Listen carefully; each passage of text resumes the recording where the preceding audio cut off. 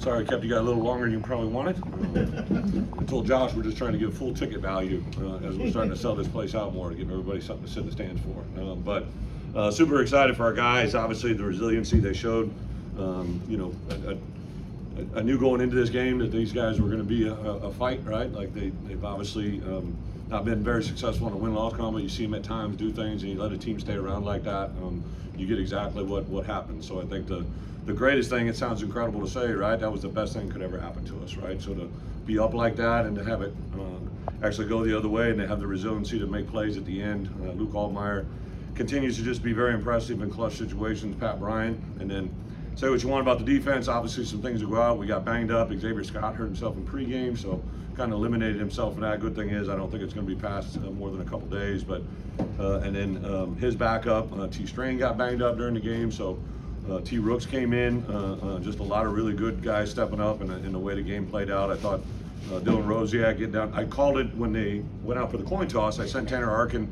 I wanted to keep our guys on the sideline because I knew we were going to go through some calls, and I told the defense guys clicked over. I said, hey, we're going to get it. I knew when we got the ball, or when they won the toss, went on defense, I knew we were offense. I said, our offense is going to score, and we're going to go for one. But when they get it, and if they score, they're going to go for two. And so we had literally called our 2-point play during the break before the offense ever went out there. So I thought just the calmness of our defensive staff to shoot Dylan up the middle. And there's one guy I know is going to make the tackle on that play. It was him. So super excited. Very excited about this week. Obviously, this game means a lot for a lot of people, right? Honors a stadium being rededicated 100 years later in one day. A great player in not just Illinois history, but college football history. To have the Big Ten Conference work with us to give Michigan an opportunity to come here and this week, I think is going to be really special. A lot of great things. I think the world of my boss, AD Josh. He literally talked about this game within the first 2 days of our I don't think I even got the job yet.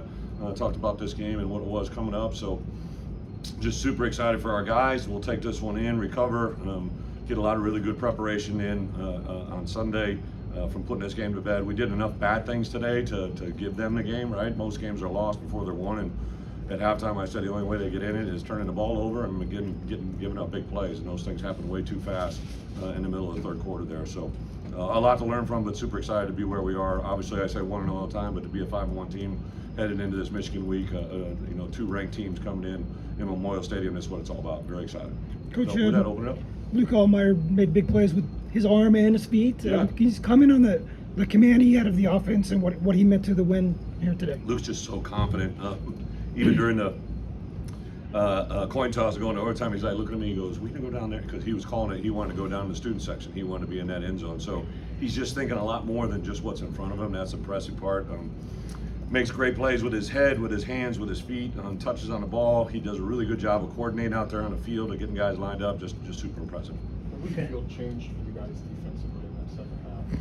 What changed? Yeah, I mean, they had a lot of success in that second half. Yeah, well, two things. We were doing some stuff, when the quarterback change came through, literally when you guys said something to me on Thursday, I came in early Friday morning, put together an edit of his plays a year ago.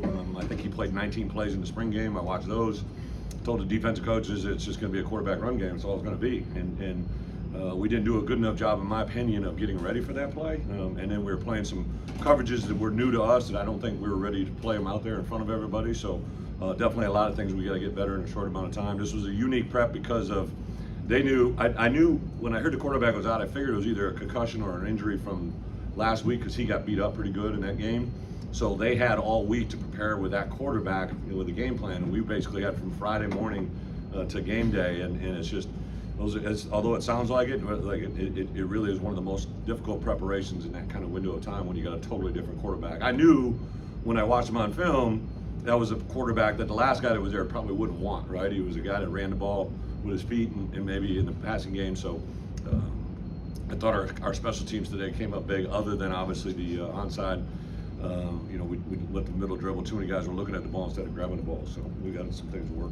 Sounds like you knew at halftime that game was far from over. Oh, right? hell yes, yeah. And how much does that help you? What you guys prepared for? Yeah. That's like I said, it's the greatest thing that could ever happen to us, right? The way that unfolded. Our guys haven't been up a lot, 28-3 or 21-3 at the half, whatever it was. To put ourselves in that position to battle through it and come out on top. Again, a team like Purdue, you let them do that, like all of a sudden they have no confidence and you give them confidence. Like when we turn that into their confidence, those are hard to overcome. It's almost even more difficult because now they're a team that's never experienced it and they're feeling it better at a better pace, better euphoric high than they ever have, and then they're really hard to contain. Brett, your defense allowed 6 straight scores on drives, but your offense scored on 4 straight. The ability to respond, like what did that mean to see? Yeah. What do you think went into that for you? We have 4 major goals, and one of them was complementary, what we call TSD. You know, the greatest complementary football is when one side of the ball covers for the other, right? And I remember getting on the headset of, I believe, after the second score, but you got to understand the defense scored right once without them being on the field, right? So that skews it a little bit, but that's a huge. When you know we obviously gave up a score, I go out and they get one play and score. That's a 14-point swing with everybody taking a breath, and those are hard to overcome. That's the biggest laptop I've ever seen. He came in pretty clutch tonight to tie the game back up. How valuable has he been? How fulfilling is it to have someone like him? Yeah, David is an extremely confident young man. I remember watching him kick in high school when he came here for a camp. I was just like, I was asking where to spot the ball, and he kept just giving me the answer before I even asked it. So he's that's what mom and dad raised, right? He's a guy that is very confident and performs at a high level. When I come over and ask him before the game what's the number he can hit from, and he just nails it right out. And then also, you know, Chow, I think the competition between those two is really good. There's a lot of college teams I think would love to have one of our 2 guys. The good news, we got both of them for now, and it's a lot of fun to have them both. Brett, your thoughts on Josh McCrae and what he was able to do today? So Josh McCrae, a lot of you probably know this, I don't know if you guys really follow, was my literally first offer, right? I literally called him as a head coach at the University of Illinois and offered him a scholarship. So he always means a lot to me. And then Josh has gone through so much that a lot of people don't have any idea about, and he just continues to persevere. Like, here's a guy that, you know, for his freshman year ran for 700 yards, and then has a knee bruise that keeps him out of 8 games his second year. He has a vertebrae or a neck issue last year that takes him out for the season.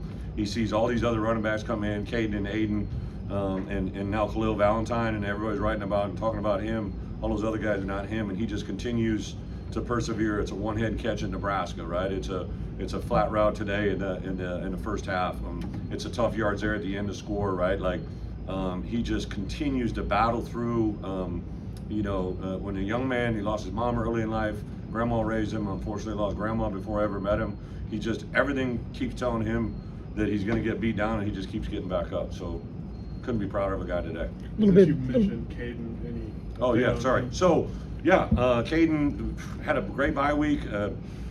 Tuesday during inside drill, just a kind of a routine play. He kind of came up, made a move on a safety, lost his kind of balance, and being Caden, it's practice, right? Like he's trying to fight for extra yards, and he just hyperextended his left leg.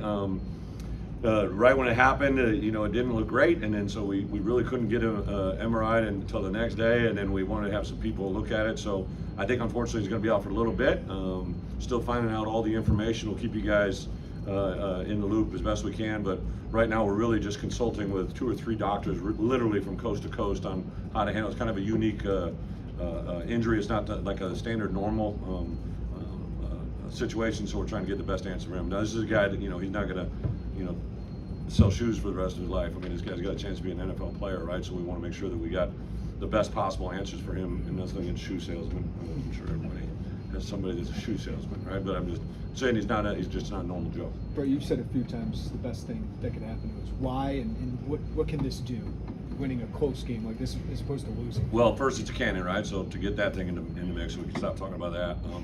And then to have a big lead, something we hadn't done this year, right? Like we you know, won convincingly, probably Central Michigan and Eastern Illinois, but those kind of took some while to get there. So to have that lead and then kind of, I think, whether it's coaches, players, to let our guard down for a moment, like the worst things that can happen is big plays against our defense, give them free yards, and then obviously turnovers on offense and turnovers that lead to scores, and that was the double whammy. So it was the trifecta of how to screw it up, and to be able to live through that and win it. That you just, to be that side, to be that fortunate to have that bad of football played and to come out and still win it.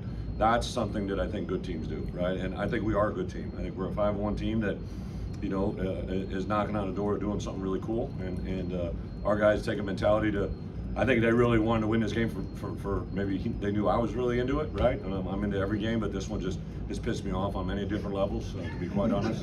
So, like I just know how we run our business, right? And I'll stand on that, right? So, like I love the way our guys fight, the way they practice, the way they prepare. I love the way coaches coach. I love the way they recruit. I love the way they develop. And to get this win was a big deal. Sorry, I can't not One follow more up. after this. What pisses you off? Just everything, right? Like I just anybody knows what I'm about, right? Like just handle your business, do things right, and a lot of good things can happen, right? So I like the way they all work. Yeah. Coach, Last one here. Coach, See the defense struggled in the second half. How do you make sure that something like that doesn't happen in the future, like next game? The defense struggled in the second half. How do we make sure it doesn't happen? Well, the good news is we played 6 games, and Penn State game second half was not great, all right, but we still gave up only 21 points. This is one of those things. If you've been in it as long as I have, some of these things kind of steamroll against you and make yourself give up big plays. Those plays we can't give up 70-yard plays. I mean, you're just not going to win many games like that. And then that quarterback, he is a good runner. My guess is whatever games they play out, he'll be in there running the football quite a bit. That was definitely unique. And then that tight end is a matchup issue, right? So I thought they really exposed him and took advantage of him in critical moments. Thank you guys.